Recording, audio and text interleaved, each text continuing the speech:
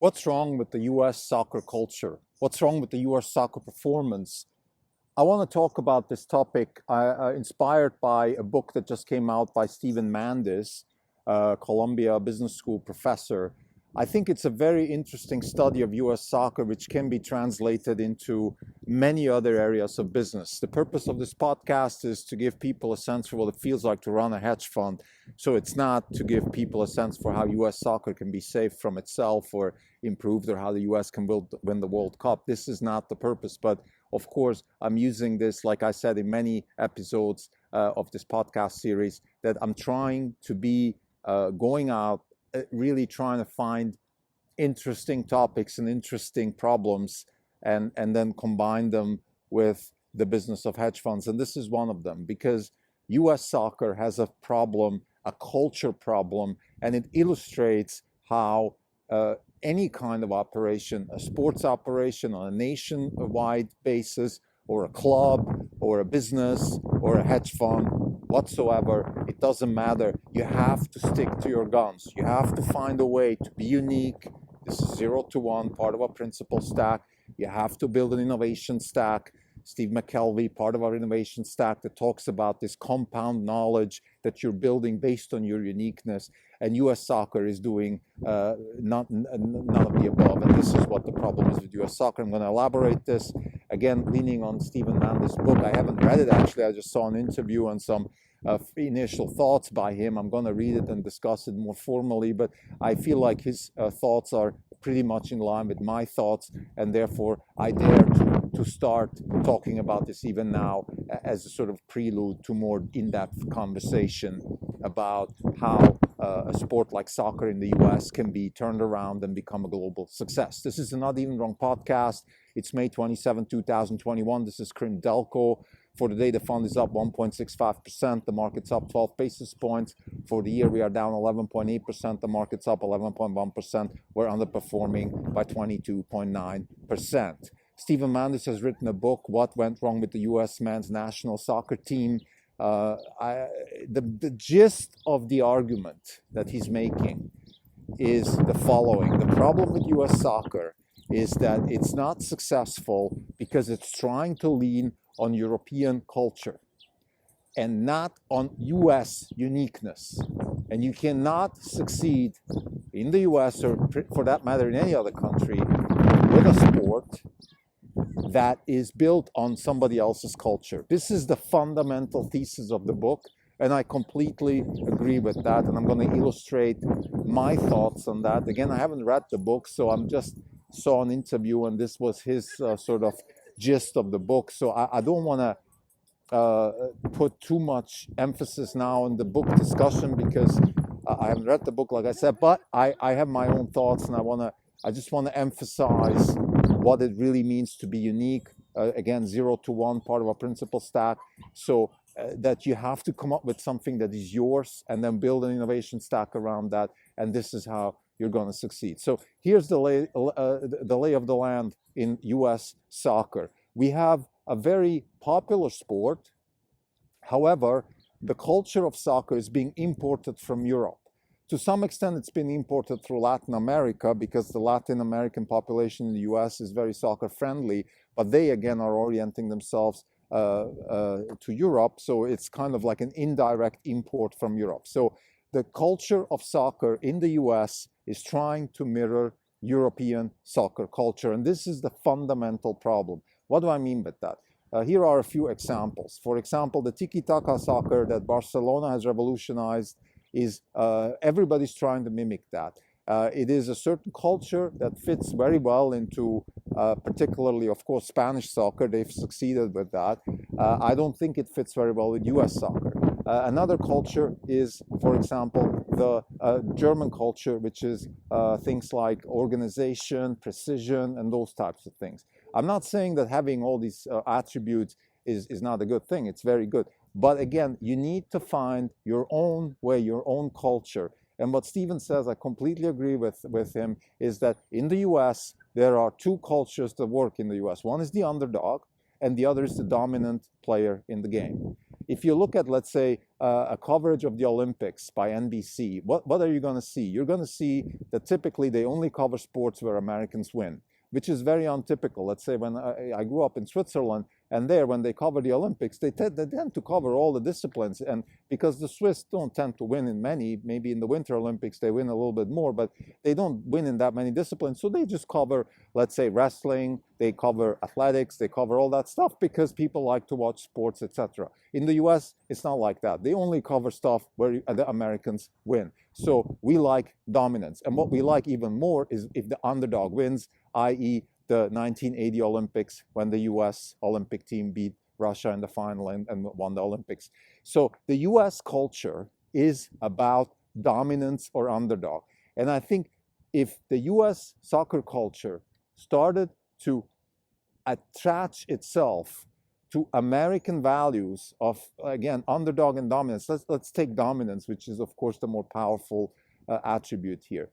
And if the US culture, in particular, the American football culture, in my view, has a lot of attributes that could be used for soccer. For example, specialization, a very typical attribute of American football. You have a quarterback, you have a tight end, you have a receiver, you have a linebacker. Everybody has a very specific position, and everybody has a very specific coach, and there are very specific tasks that these players have to perform. There's a very specific physique they have to perform in those tasks. Now, in soccer, this is a no-no. In soccer, there is this notion, with a few exceptions, that you have to be kind of an all-rounder. If you look at typical body sizes of soccer players, they're between 5'8" and 6'1". They're usually about 70 to 80 kilos. And etc. So it's this all-round average type of body size, because supposedly soccer is supposed to be kind of one-size-fits-all type of sport, which it is in Europe. But again, I think the Americans should take over their American football culture and to some extent their baseball and basketball culture and try to import specialization. For example, we already have it. My son is a goalkeeper. So in the goalkeeping position, there is, of course, highly specialized training and highly specialized body types are looked for. So there it's already being used. But why not use the same thing for central defenders, for right backs, for attacking midfielders, for number nines, etc. Why not? For example, the fullbacks, so right and left backs, in the modern game have to have very strong defensive skills. They have to be very fast to overlap with the wingers and also press forward, and they have to be very good at long passes. So there's a few very specific tasks that fullbacks need to have. Why not train them specifically? Why not have a fullback coach? Of course, the number 9, which is the central attacker, the guy, the knipser, as they say it in Germany, the guy who scores goals, he has very specific skills. For example, he should be a bit of a bully. He should bully the defenders, scare everybody off. He should be technically very savvy, not necessarily in terms of, let's say, tiki-taka type soccer, but he needs to be able to receive the ball out of impossible situations and make something out of it, or often make something out of nothing. So he has to have certain skills. Again, why not have an offense coach like in football? Why not have a defense coach? Why not have a central defender coach? A central defender has to have very specific skills. He has to be very good with the head because he has to be able to head away corners, and then often he also is being used on the other side to score when his team has a corner. So this would be one very nice attribute that American football has, which is this highly specialized ability and body size and technical skill sets. Another very nice example from American football is play calls. Why not study specific plays and then go through them? Let's say when the goalie has the ball, call a name, Omaha 36, whatever you name it, call the code, and then do the play call and confuse the defense. Very interestingly, actually, there is an Apple TV show called something like Ted Lasso, I believe, which is a comedy about an American football coach who goes to the UK and becomes a soccer coach. And I feel like it's unbelievably contemporary, because this is exactly what soccer needs. This is exactly what soccer needs. A football guy who comes in and brings in the best elements of football. Of course, doesn't use football savvy, only football know-how and all that. Of course, you need soccer know-how, and the decades of know-how that have been accumulated in soccer are very useful. But what I'm saying is, for America to become successful in soccer on a global basis, you need to use the components that are very American, and I think one of them would be this specialization and very focused coaching on very specific skills that are very unique to the position. This is something Americans love. That's how they work. That's how they educate themselves. That's how they do American football and basketball. And why not do the same in soccer? I think it would have two elements. First, it would be very successful because it would be an innovation that is actually going to work. I'm 100% sure about that. And second, it would also fit much better with the culture and therefore attract a lot more kids to play and bring in a lot more talent and bring in a lot more excitement into the game, and therefore improve the talent level of America. Because of course we often ask ourselves, why is it that we have 300 million people in a sports obsessed country like America and not able to compete with countries like Switzerland or Iceland in soccer? And I think it's a cultural problem. It's not something. It has nothing to do with money. It has nothing to do with some sort of a genetic skill set or anything like that. It is just simply a cultural problem. We are trying to import European soccer here, and we are a Me Too type. So we say, let's see, Dallas is the Bayern Munich of America, or the Sounders are the Man City of the MLS, and all that stuff. And that's the problem. There is no such thing as of the or of that. There should be a unique. There is no Patriots of something in the U.S. The Patriots are the Patriots. The Warriors are the Warriors. The LA Lakers are the LA Lakers, and this is how it should be. And I think it could be done if, again, the cultural aspects of the sport get not just accepted but also applied into the sport. Like I said, for example, two very important things, two very simple attributes. One would be the specialization again, and the other would be the let's say the play calls. I mean, those are two examples. I can't think of anyone right now, but I'm sorry, I could think of many others.